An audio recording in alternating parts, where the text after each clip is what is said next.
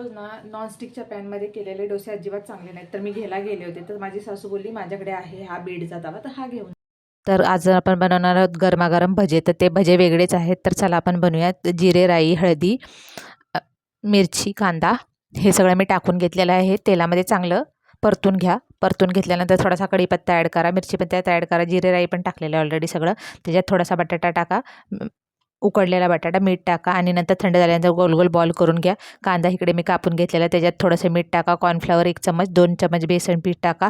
ही कॉर्नफ्लॉवरची सरी करून घ्या, अशी पातळ असं थोडंसं घ्या करून. नंतर ते बटाट्याचे जे गोल गोल होते ना लाडू, त्याच्यामध्ये असं डीप करा. नंतर त्याला कांदा बाजूने बाहेरून असं दाबून घ्या. तर हे बघा आपले कांदे दाबून झालेले आहेत. तर मीडियम फ्लेम करा, तेल गरम करून नंतर त्याच्यामध्ये एक एक करून असे तळून घ्या आणि एकदम क्रिस्पी आणि क्रंची होतात आणि काहीतरी वेगळं खाण्याची मज्जा. पाऊस तर पडतोच.